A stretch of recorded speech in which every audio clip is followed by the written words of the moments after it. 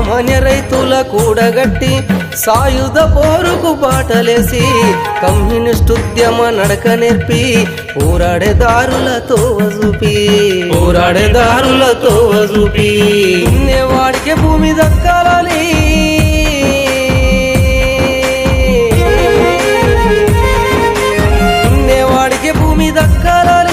దొరల గడిలపై తిరగబడి